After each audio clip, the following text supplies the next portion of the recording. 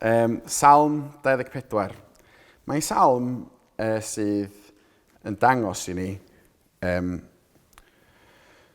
calon Dafydd yn dydi. Mae'n deitha ni bod Dafydd yn ceisio'r arglwydd ac yn datgan yn drefnus beth mae Duw wedi'w gyflawni.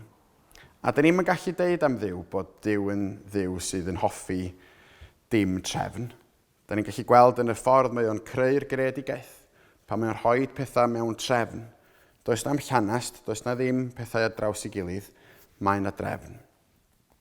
A da ni'n gweld, mae cyd-destun y salm yma ydy dychweliad arch y cyfamod i le o anrhydedd a pharch yn Jerusalem.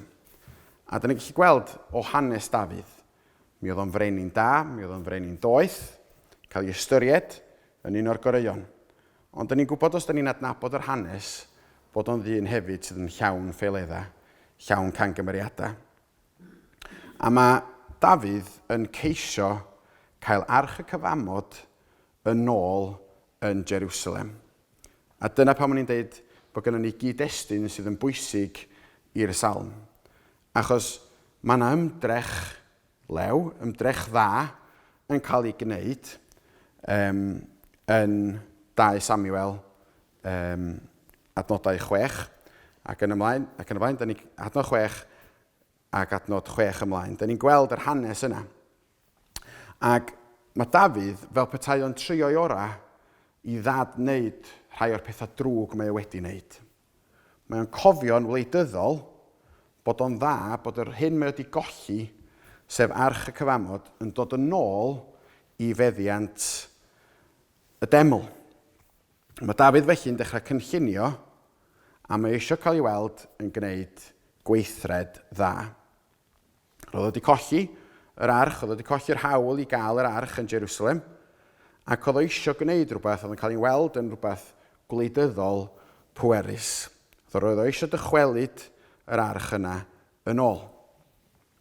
Ac felly mae yna motif, mae yna fwriad da yma, ond mae'n gwneud o mewn ffordd anghywir.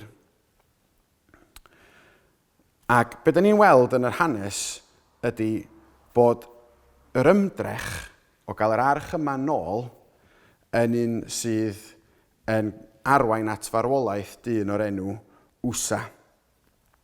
Mae'r bobl yn dod ar arch i mewn yn defnyddio'r instructions anghywir. Ydych chi rioed wedi mynd ati i drio adeiladu rhywbeth sydd yn y flat pack a ydych chi ddim yn darllen yr instructions. Dwi'n amal, dwi wedi dechrau sylwi ers bod fi'n mynd yn hun bod gennai bach o ADHD, dwi'n meddwl, neu rhyw fath o gyflwr sy'n golygu os dwi'n dod â flat pack i tŷ, dwi'n gorfod wneud o'n syth. Dwi'n yn gallu aros gennai yn pwyso yn erbyn y wal. Un enghraifft o hyn yn ddiweddar oedd ni wedi mynd lawr i IKEA yn Gaerdydd ac o'n i wedi teithio 3 awr a hanner, 4 awr nôl fyny i'r gogledd. A cyn fi dynnu'n sgidiau i ffwrdd, o'n i wedi agor y bocs yn gyfan gwbl ar lawr ac o'n i'n chwilio am y screwdriver i ddechrau adeiladu pethau. Ac o'n i'n meddwl, achos bod fi wedi gwneud un o'r silffoedd mae'r Billy Bookcases mae'r blaen, bod fi ddim angen yr instructions, bod fi'n gallu gwneud o heb. A beth sy'n niwsans am bethau IKEA di, ydy maen nhw'n ddrud i'w prynu, ond maen nhw'n rhad i'w gwneud.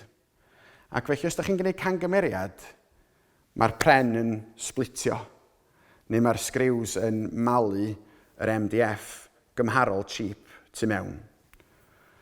Ac sawl tro dwi wedi brysio i wneud rhywbeth achos bod fi eisiau wneud o rwan, heb fynd yn ôl at y cyfarwyddiadau a gweld beth yw'r ffordd gywir o wneud pethau.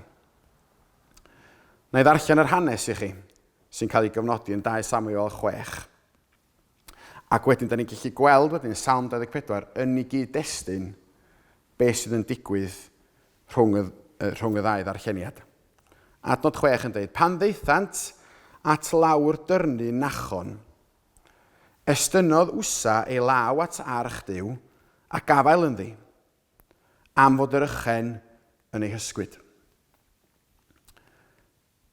Ynynodd dicter yr arglwydd yn erbyn Wsa Trawodd Duw ef am yr amharch a bu farw yno wrth arch Duw.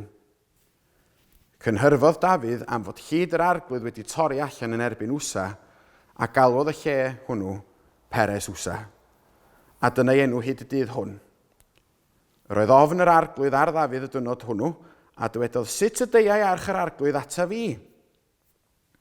Ni fynnai Dafydd symud arch yr arglwydd ato i ddinas Dafydd. Ac fe trodd i dŷ Obed-Edom o Gath.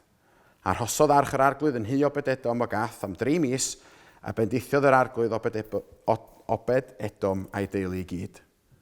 Pan ddwedodd wrth y brenin Dafydd fod yr arglwydd wedi bendithio teulu Obed-Edom a'r cwbl oedd ganddo o achos arch Duw, fe aeth Dafydd a chymryd arch Duw yn llawen o dŷ Obed-Edom i ddinas Dafydd. Be da ni'n gweld ydy bod Dafydd yn wyllt i drio cael yr arch yn ôl.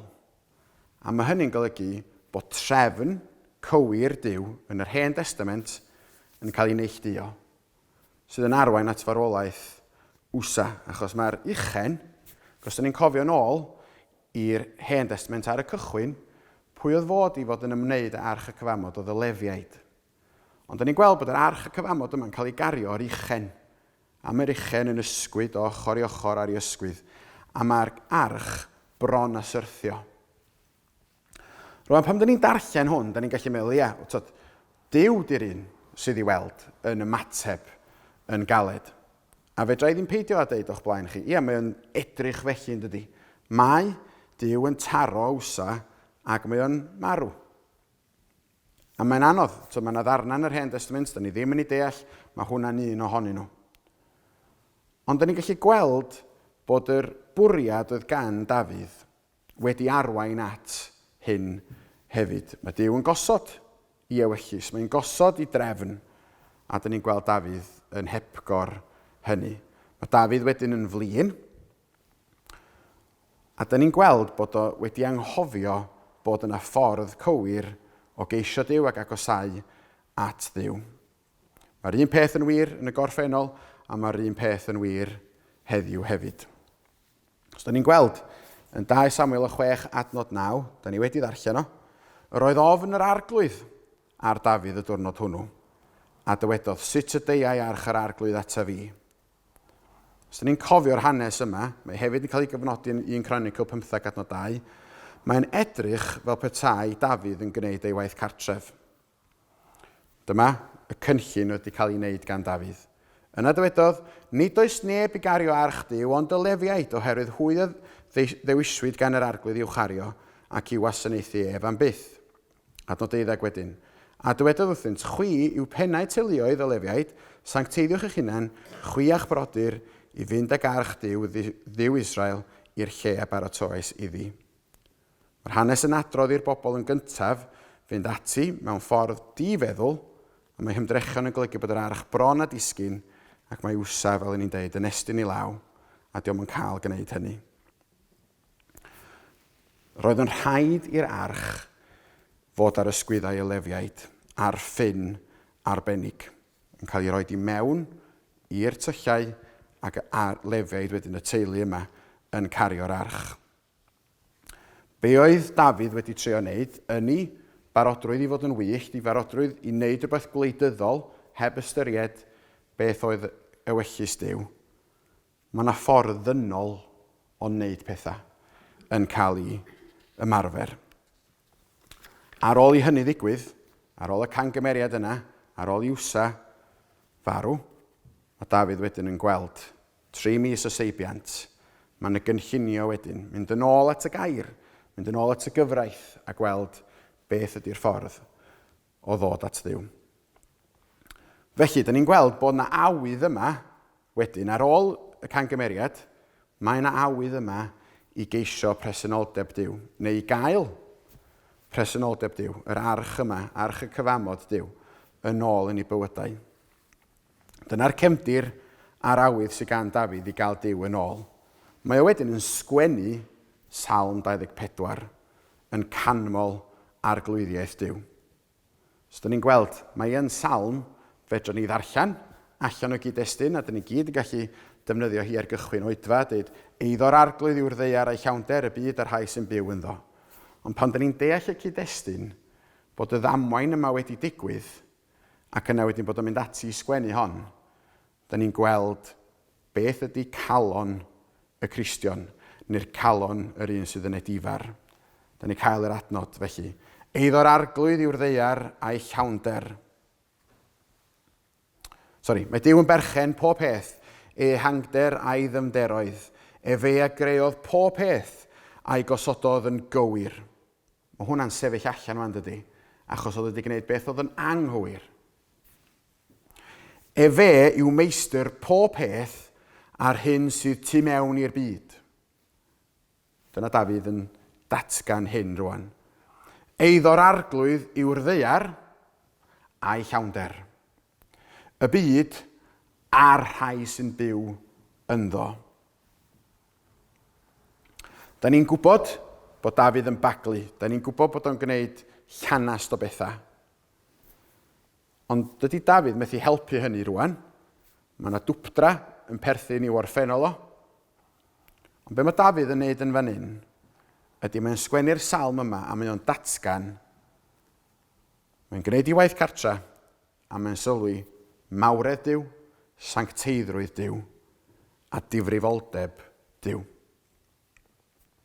Rwan fel cynulleidfa o bobl Dduw sydd wedi dod at ei gilydd pnawn yma, mae gennym ni rhywbeth mawr yn gyffredin efo Dafydd. Da ni'n gallu darllen y salm yma allan o gyd-destun, ond da ni hefyd yn gallu deall hi yn ei gyd-destun. Da ni hefyd yn bobl sy'n gwneud camgymeriadau. Da ni'n bobl sy'n gwneud llanast. Da ni hefyd yn baglu.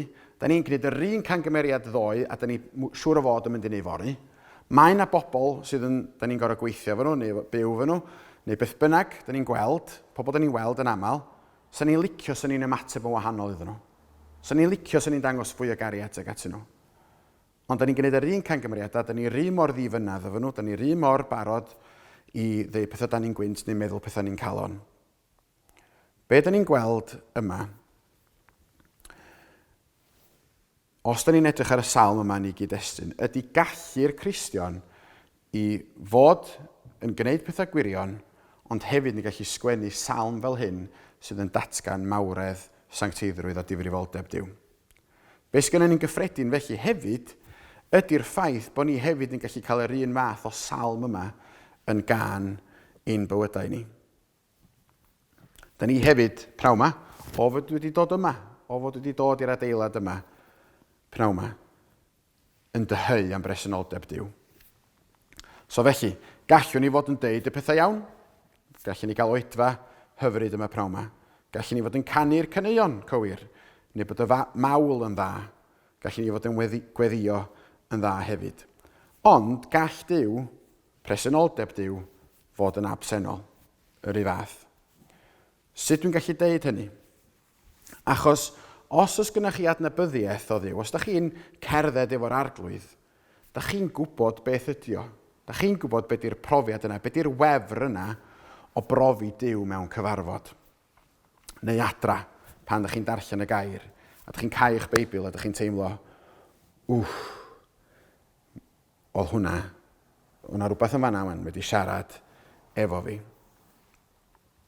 Da chi'n gwybod, da chi'n gallu dirnad, mae gennych chi ymwybyddiaeth o pan mae Duw efo chi a pan dydy o ddim. Does na ddim amheuaeth pan mae Duw yn bresennol. Mae yna wahaniaeth rhwng pregeth dda a phresenoldeb Duw. Gall pregeth wael fod yn meddu ar agosatrwydd Duw. Fe ydych chi deimlo fo'n eich calon. Mae yna wahaniaeth mawr rhwng canu da a cael presenoldeb y Duw byw. Mae'r salm yn cyfeirio at y gwahaniaeth mae Duw yn gael yng nghalon y Cristion. Os da ni'n gweld yn yr ail ran, da ni'n gweld codwch eich pennau o byrth, ymddyrchefwch o ddrysau tragwyddol, i frenin y gogoniant ddod i mewn. Hwna di reality Dafydd erbyn ail ran y salm. Ond mae yna chydig o bethau da ni isio edrych arnyn nhw a datgymalu gyntaf cyn bod ni'n dod at yr mawl a'r llawenydd yna sy'n niwedd y salm. Mae'n rhaid ni ddysgu fel pobl Dduw yn, neu ail ddysgu sut mae agosau at Dduw sanctaidd. Dwi'n siŵr bod na anghytuno yn gallu bod o fewn hyd yn oed ni sydd yma rwan ynglyn â sut mae dod ger bron Dduw. Achos da ni'n greaduriaid bach sydd yn opinionated, da ni'n licio bod yn iawn, weithiau mae pobl licio ffrio am y pethau lleia un. Ond mae Dduw, beth sy'n dda, ydy bod Dduw yn cyfarwyddo ni sut mae dod i'w bresenoldeb. Sut mae dod. Yn yr un modd, ac oedd Dafydd wedi cael y cyfarwyddiadau yn yr Hen Testament, yn yr rhannau cyntaf yna o'r Beibl, ac oedd o wedi ymwrthod â nhw a trio nid o'n i ffordd ei hun. Yn yr un modd i ni, mae yna ganllawiau, mae yna ffordd o ddod at Dduw. Rwan, dydy'r ffordd yna ddim yn un da ni'n gallu greu, dio ddim yn un da ni'n gallu ddilyn, fatha bod o ryw fath o checklist, dim dyna ydi o, ond mae yna ffordd. Mae Dduw yn hiraethu am gael agosau atom ni, a da ni hefyd yn hiraethu am fod yn ei bresenoldeb o yn yr un modd. Ond da ni'n edrych ar y ffordd mae pobl yn byw, a da ni'n gweld eich bod nhw ddim i weld yn rhy bothered am sut maen nhw'n byw. Ond da ni'n gwybod o darllen y gair, darllen y Beibl, bod ni'n gweld bod dynoliaeth heb Dduw ar goll. Ac eich bod yna lawer un yn gallu edrych fel petai nhw'n brysur a bod nhw ddim rili'n poeni am y pethau yma. Ond yn y bôn, mae yna ddiffyg adnabyddiaeth o Dduw. Ond y newyddion da ydy bod Dduw yn ceisio yr rhai sydd yn golledig, yr rhai sydd angen Dduw. Adnod 6 yn y salm, da ni'n cael dyma'r genhedlaeth sy'n ei geisio, sy'n ceisio wyneb Dduw Jacob. Rwan, pam Jacob? Pam bod Dafydd wedi defnyddio Jacob yn fama? So wedi gallu defnyddio Abraham, Isaac, Moses, dipyn ohonyn nhw. Ond Dduw Jacob, da ni'n cael yn fama. So rhywun yn cofio hanes Jacob. Da ni'n gwybod am yr ysgol, dydan? Dim ysgol fatha sgŵl, ond ladder, Jacob's ladder.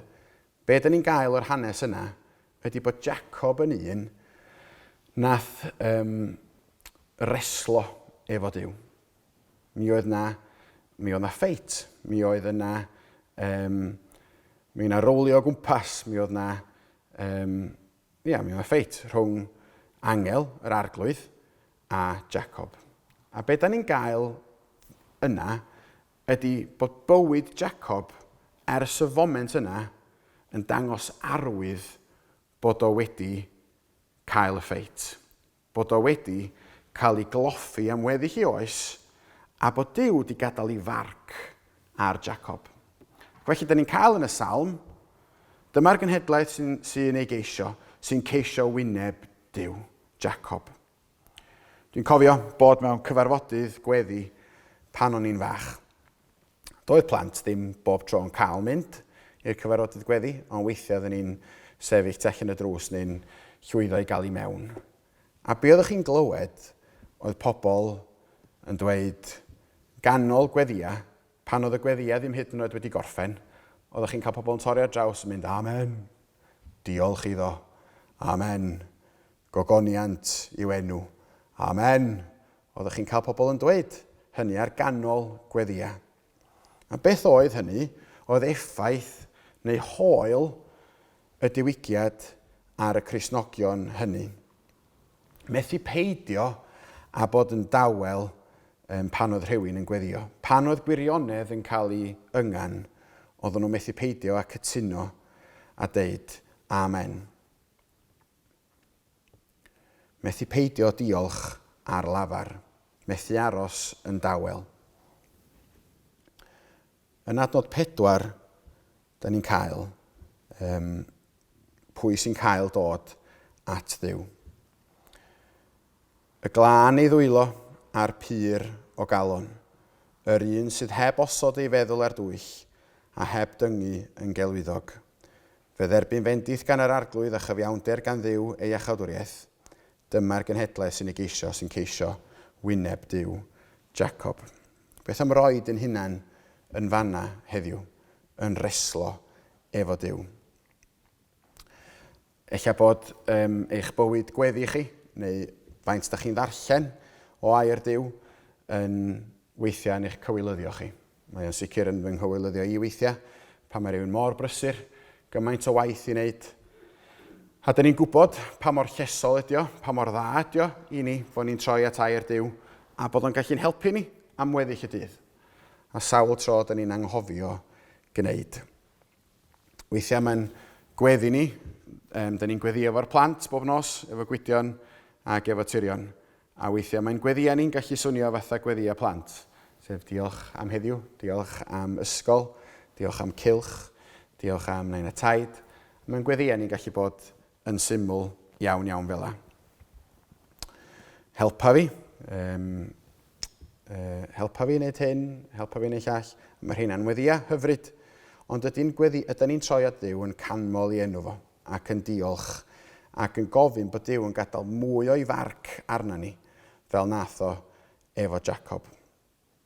Beth am i ni weddio am bod gogoniant Duw yn cael i ddangos bod ei eglwys o yn y byd yn tyfu. Yn adnod 3, da ni'n cael y cwestiwn yma. Pwy a esgyn i fynydd yr arglwydd a phwy a saif yn ei le sanctaidd? Y cwestiwn sy'n codi wedyn ydy, ydyn ni'n gallu gwneud hynny? Ydyn ni yn gallu sefyll ger bron Duw? Pa un ohono ni sydd ar awydd ar dyfal barhad i wneud? Mae Jeremia a Moses yn herio Duw mewn gweddi, ydyn ni o'r un cymeriad? Achos mae dringo unrhyw fynydd yn anodd ydy. Da ni'n gweld yn y Beibl yn aml y darlun yma o fynd i'r copa. Ac dwi ddim yn un sy'n mwynhau mynydda. Dwi'n mwynhau bod ar y top, ond dwi ddim yn licio y daith i fyny. A weithiau, mae hwnna yn ddigon pan dyn ni'n dod at sefyllfa lle dyn ni'n gweddio, a dyn ni eisiau gweddio'r peth, a mae o'n anodd. Dyn ni eisiau profi'r fendith ar y top, ond mae o'n anodd. Os di'r un peth yn ein poenydio ni bob dydd. Yn adnod 4, dyma di gofynion Duw. Y glân i ddwylo a'r pyr o galon, yr un sydd heb osod ei feddwl ar dwyll, a heb dyngu yn gelwyddog. Y dwylo glân felly, gawn ni edrych ar hwnna. Dydy'r dwylo yma ddim yn lân. Rhain, y dwylo yma, sydd yn lliwio agwedd y galon. Rhain sydd yn curo, rhain sy'n brifo, rhain sydd ar gallu wthio. Y cwestiwn dwi eisiau bod ni'n ystyried yng ngoleuni'r salm ydy, achos mae'n gwestiwn pwy sy'n gallu dod, pwy a esgyn i fynydd yr arglwydd, a pwy a saif yn ei le sanctaidd. Da ni'n gweld yna mae'n salm sy'n perthyn i'r Hen Testament, ond da ni'n gweld ymherson Crist rhywun aeth i ben y mynydd yn ein lle. A mae'r cwestiwn yn cael ei ofyn bron yn rhegrethol, bron yn un lle da ni'n methu ateb, achos mae'n dweud mai dim ond y bobl sydd yn lân i dwylo a'r pyr o galon a'r un sydd heb osod ei feddwl ar dwyll a heb dyngu yn gelwyddog. Beth di cyflwr y dwylo yma? Yr unig ffordd i'r dwylo yma fod yn lân ydy os ydyn ni'n golchi nhw yng ngwaed yr oen. Y calon byr wedyn. Beth ydy ein perthynas ni efo Duw? Ydyn ni'n siarad efo Duw yn ddyddiol? Ydyn ni'n gwrando arno fo? Ydyn ni'n darllen weithiau penodau yn sydyn iawn? A ydyn ni'n gweld mae yna bethau anodd yn hwn. Dwi ddim isio darllen hwnna eto. Na i sgipio drost hwnna. Oes na adnodau sy'n sefyll allan yn arbennig. Sut ydyn ni'n dod at air Duw? Os ydyn ni'n ffeindio rhywbeth yn anodd yn y gair, ydyn ni'n ei ddarllen o eto ag eto. Ac ydyn ni'n ddarllen o yn gwybod bod y fuddugoliaeth wedi'w hennill ar Galfari. Ac felly bod yna wersi, bod yna rybuddion, bod yna bethau yn y gair sydd yna i'n herio ni ac i wneud ni'n debycach i'r arglwydd Iesu Grist. Hwna dwi'n modd i'r arwydd os sut ydyn ni efo Duw. Os oes yna rhywbeth yn anodd, ydyn ni'n cau'r Beibl ac yn dweud, dwi'n eisiau beth i wneud efo hwnna. Neu ydyn ni'n chwilio am yr ateb, chwilio am beth di'r wers mae Duw yn rhoi i ni. Ydyn ni'n gweddio agor fy llygaid am calon i fod yn berson ysbrydol sy'n gweld bai yno ni'n gyntaf yn hytrach na phobl eraill. Ydyn ni'n gweld yn y ffordd nath Dafydd ymateb pan y bu i Wsa farw, oedd o'n flin efo Duw. Heb weld, ella mae fo yn ei weithred o wneud pethau'n fler nath arwain at hynny. Ydyn ni'n chwilio'r galon i weld beth ydy'r motif tu ôl y pethau ydyn ni'n gyflawni. Mae rwan mae adnod 3 yn esbonio mynydd anodd iawn i'w ddringo. Pwy a esgyn i fynydd yr arglwydd a phwy a saif yn ei le sanctaidd. Y cwestiwn i ni pnawn yma ydy faint da ni eisiau bod ym mhresenoldeb Duw. Ydyn ni eisiau Duw? Oes na ddyhead yn ein calon ni? Y trydydd peth, y cyntaf oedd ydy'n dwylo ni lan, ydy'n calon ni'n byr. Y trydydd peth ydy peidiwch ar rhoid eich meddwl ar dwyll neu ar wagedd. Da ni'n gallu bod yn bobl fel a weithiau. Chi'n meddwl? Da ni'n gallu rhoi ein sylw ni ar bethau'r byd. Bo ni'n gallu mynd i feddwl, sa'n neis cael car newydd. Gynnau gar ar hyn o bryd ar y draif ers wsos ola Gorffennaf. Mae angen clutch newydd. Oedden ni fod i fynd i Ffrainc yn y car yna. Ond oedd y flywheel di mynd a'r clutch di mynd. A mae'n eistedd ar y draif. Fedra i ddim fforddio, wneud i byd amdano fo ar hyn o bryd. Swn wrth y modd sy'n gwneud fwy o bres i wneud beth am y peth. Ond mae'n meddyliau ni'n gallu cael ei llenwi am y pethau yna, dydy. Pethau gwag y byd. Tŷ, swydd ac yn y blaen. Peidiwch a gadael eich calon a'ch enaid afael ar y pethau yna a'i gwneud nhw'n flaenoriaeth. Ydyn ni yn pwyso ac eisiau agosau at orsedd gras Duw. Pedwerydd peth, a heb dyngu yn gelwyddog. Bo ni ddim i dynnu pobl eraill i lawr a deud celwydd efo'n tafod. Rwan mae'r bar yn uchal. Dyna da ni'n cael yn y salm. Dydy ddim yn salm sydd yn deitha ni bod posib cyrraedd top y mynydd yma. Mae o tu hwnt sy'n gallu ni. Dydy'n dwylo ni ddim yn lan, dydy'n calon ni ddim yn byr. Dydyn ni ddim yn gallu peidio meddwl am ffordd o dwyllio neu meddwl am bethau gwag a bod ni heb ddeu celwydd. Mae'r pethau yna i gyd yna mwyn dangos i ni dyma safon Duw. Dyma da ni'n methu wneud. Mae'n salm anodd. Bod ni wedi darllen hi fel rhyw salm hyfryd ar y cychwyn, efo cyd-destun, mae'n anodd. Achos mae Dafydd eisiau Duw, ac mae'n gweddio ac yn hiraethu am gael Duw yn agos. Mae Duw yn gofyn bod ni'n cyfrif y gost o ddringo'r mynydd. Dydy peidio defnyddio ein dwylo yn gas, neu peidio rhoi ein calon ar bethau byd yma, ddim yn bosib. Ond fel roedd yr arch angen rheola penodol, mae adnabod Duw yn golygu ceisio i wyneb o ddifri hefyd. Beth ydy o felly i fod yn Gristion? Sut dyn ni'n gweld Dafydd yn ymateb i'r profiad mae wedi gael ar hyn mae yn ysgrifennu? Bywyd o gymryd ei air o ddifri, gwrando ar ei orchmynion, diolch iddo am yr un a ddaeth i'n hachub ni o'n hangen mwyaf oddi wrthyn ni'n hunan. Da ni'n gweld Dafydd yn yr Hen Testament yn cael y weledigaeth, yn cael y gallu i sgwennu ail ran y salm. Dyna sy'n hyfryd. Mae o'n dweud bod nhw rwan yn genhedlaeth o bobl sydd eisiau ceisio Duw. Ceisio wyneb Duw Jacob. So mae'r awydd yna, mae'r bwriad yna. Da ni felly'n troi at yr un sydd â dwylo glân a pur o galon. Un sydd heb roed ei feddwl ar dwyll neu ar wagedd a heb dyngu yn gelwyddog.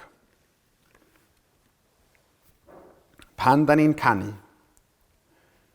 weithiau gewch chi bobl yn deud, waw, dwi'n meddwl heddiw, heb rhywun yn chwarae yr organ. Ond weithiau pan da ni'n canu mewn capel neu mewn cymanfa, gewch chi bobl yn cerdded allan ac yn dweud, waw, oedd o fel petai y nefoedd wedi agor i'ch ein penna ni. Pnaw yma, dwi eisiau bod ni'n profi Duw ei hun gyda ni. Dwi eisiau bod ni'n profi ysbryd Duw. Ysbryd y trygwyddo Duw, disgyn arno ni. A gad i ni eto fod yn gweiddi. Amen. Diolch iddo. Diolch iddo. Dyna, felly sut dwi'n gweld y salm. Duw sy'n bia'r ddeiar a'i llawnder, y byd a'r rhai sy'n byw ynddo. Sa'n dda i ni hefyd fod yn rhoi y label yna arna ni'n hunan. Bo ni hefyd yn genhedlaeth sydd eisiau ceisio wyneb Duw Jacob. Bo ni hefyd eisiau bod Duw yn gadael ei hoel arna ni. Gawn ni jyst edrych ar yr adnodau yma i orffen. Adnod 7 i ddiwedd y salm.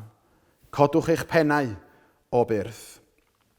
Ymddyrchefwch o ddrysau tragwyddol i frenin y gogoniant ddod i mewn. Pwy yw'r brenin gogoniant hwn? Yr arglwydd, cryf a chadarn. Yr arglwydd cadarn mewn rhyfel. Codwch eich pennau o byrth. Ymddyrchefwch o ddrysau tragwyddol i frenin y gogoniant ddod i mewn.